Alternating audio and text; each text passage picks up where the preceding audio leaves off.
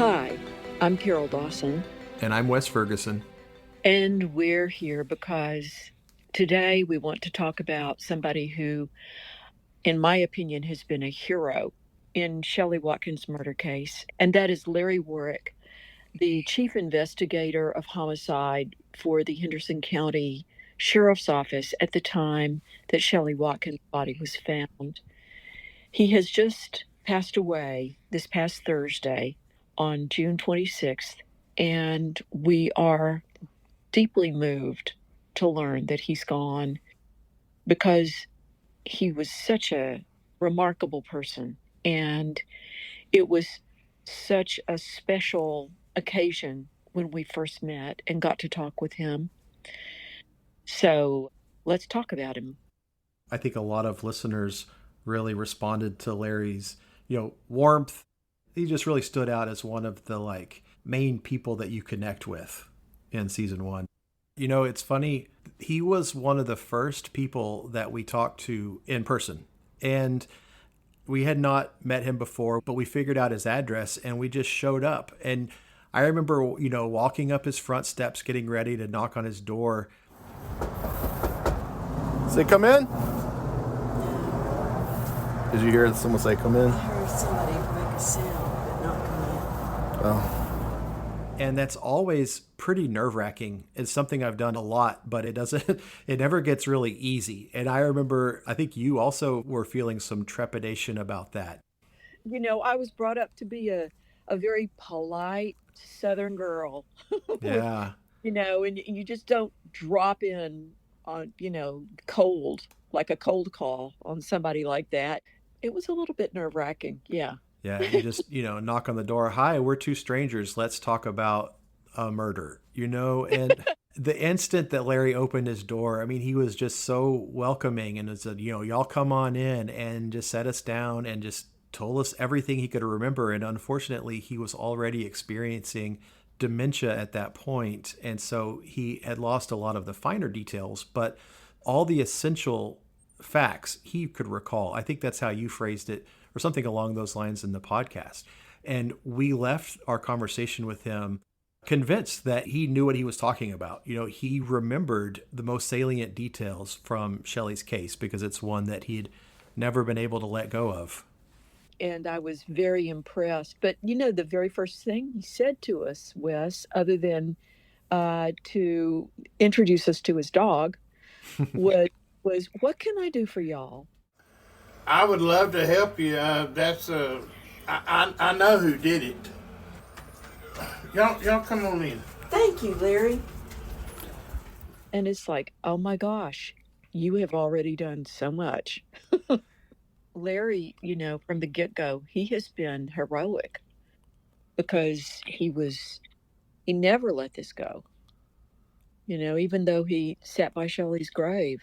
Yeah. God, it was so heartbreaking the way he and Christy, recounted him just sitting out by her grave and just saying he was sorry. And I mean, you could tell he just poured his heart and soul into this case. Oh, he did. I got the impression that he poured his heart and soul into every case. And he told us that there were only two that haunted him to this degree. And one was a baby's, and the other was Shelley. Oh my God. And I've just been rereading his words this morning as I wrote our tribute to him because I just found him such an outstanding human being to talk with. It was so clear that he was dedicated and really conscientious and cared so much about all his cases, and that these two were the ones that had never left him. Mm-hmm. So he really impressed me a lot, and so did Christy. Yeah. Oh, Christy was really cool. Yeah, she's amazing. And I loved it. I loved it so much when he phoned her while we were sitting there, and he said, "She's a peach." Oh, she's a peach. Yeah. Well, even when, he said, "Hey Siri, call Christy," and it said, "Calling Christy, my one true love." And you and I, I both were just like, "Oh." yeah, it was really touching to talk with him and also to learn This is a guy who has handled a lot of cases, and he has obviously addressed himself very closely to each one, but it just touched me so much to learn how much Shelley's case had affected him, Yeah. that he had just never gotten over it, really. So, oh gosh, Wes, I really do feel so honored that we got to meet and talk with him. I feel that way about a number of people we've talked with. My kid, great example. Mm-hmm. Assistant DA for Henderson County during the time of Shelley's investigation. He's just been terrific to talk with. He's so measured and intelligent and careful about what he remembers and what he commits to. And you get the sense of, real conscientiousness behind everything he says. And it was that way with Larry and Christy also. Yeah. And with Larry having dementia, but still remembering so much about the case. And then Christy, especially, she was the 911 operator who took that call. And for her to just recount in detail the steps that she went through, the calls that she made. I mean, you could tell that this case also is one that has just stuck with her all this time, too. Oh, it was remarkable. Remarkable to talk with both of them, and also life changing for them, because it wasn't long after that they wound up really getting together and then getting married. It was a year after that they actually got married. Yeah. They were truly aligned and allied on this case and through this case, as well as in other respects in their lives. And Wes, Christy was familiar with E. Ray Andrews from the time she was a child. She had shared with us some really interesting and kind of disturbing reminiscences about E. Ray, because she used to go to the bar with her father, who, as he would drink, would get very, very generous. And E. Ray would borrow money from her father, and she would be the person who had to then go around and collect all the monies that her father had loaned different people in the bar. And that would include having to go to E-Ray. And I mean, she was a kid, and she would have to go to E-Ray and say, "Can you please repay that $20 that you borrowed from my dad?" I mean, it's just, Yeah, to be a little girl and having to collect on this, member of the bar, this adult lawyer in your hometown. It's a story that was just hard to wrap my mind around.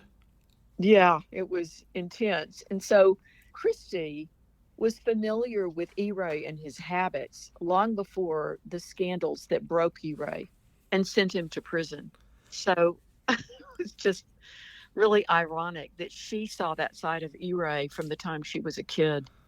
Yeah, and it helped us to just understand E-Ray's personality, his background, what led him to make the terrible choices that ended up dooming the initial case against Shelley's husband, Jerry McWatkins. Yes, I've always found it such an irony that in the end, it was E-Ray who went to prison and not Jerry. And I find that an irony doubly so because I suspect that the whole bribery setup prompted the folks who set up the bribery to gloat a bit, that was the outcome. Mm-hmm. But that's speculation on my part. It's Right. just, you know, it's what I imagine. Yeah, well, it's easy to imagine. Hmm. But I just really appreciate Christy sharing those memories with us and the kind of insight that it gave us about a guy who basically maintained the same habits all his life, apparently. Larry and his now wife, Christy, were both directly involved in Shelley's case and were two of the heroes in that case to get it moving forward. And they did all they could. And then when we met them, Christy, like she is a superwoman. She's working a full-time job and she was taking care of Larry every day, and just a really wonderful person. Yeah, boy, you're not kidding. She's just amazing. I mean, it truly has been such an honor to get to have spoken with both of them and, just to have them in our lives Yeah. and to know that there are such dedicated public servants out there. A lot of people throw sand at law enforcement and police officers and the people who work for them and give them a hard time. And Hmm. sometimes it's well deserved, and we cannot deny that. And you meet somebody like Larry and someone like Christy, and you go, thank you so much for your service, because their dedication and their honest devotion to what they do and intentions to truly serve the public, just very impressive. And for them, it was obviously a lifelong calling. We turned to Christy many times when we were reporting the first season and say, what do you know about this person? What do you know about that person? And she hooked us up with, background information, phone numbers, whatever she could do to help, because, she was just as committed as we are to pushing for justice in this case. And she has always acknowledged how committed Larry was. So, yeah, I mean, it's boy. Yeah. And I hope that Larry is truly resting in peace. And, all of this stuff is finally resolved in his heart and his soul. One of the things that impressed me about Larry when we first met him was just how easy he was. He was so easy and affable. Hmm. And that was not a product of dementia, that was just a product of his personality. I cannot imagine meeting a more open person, especially somebody in law enforcement. Just, truly open and as factual as he could manage, while sharing also the amount of emotional involvement he had with the case. Just a good, good guy. Hmm. Yeah. And, lifelong public servant and a peace officer. And you could tell that he was also very well respected and loved by his fellow officers in law enforcement. He worked, not just at the Henderson County Sheriff's Office, he was also a police officer at Gun Barrel City, that small town that's in Henderson County. And I know he worked at a few other places, just left a trail of good wherever he went, I think. Well, he was assistant police chief at Gun Barrel City, and that is where he finally retired. Worked for them for 14 years, and that was after he had left Henderson County. I mean, this was a guy who chose his profession and really lived up to it. Yeah. Our sincerest condolences to Christy and all of Larry's loved ones during this sad time. And thank you, Christy, for the privilege of talking with us, the privilege for us of talking with us, and also the privilege for us of getting to see what a wonderful relationship you and Larry had together. The Unforgotten is a free-range production. Season 1, The Labor Day Ghost, was created, written, and hosted by Carol Dawson and me, Wes Ferguson. I'm the executive producer at Free Range. This episode was edited by Aislinn Gaddis. Our theme song, Ghost, was written and recorded by Will Mechatron Jones. Thank you for listening.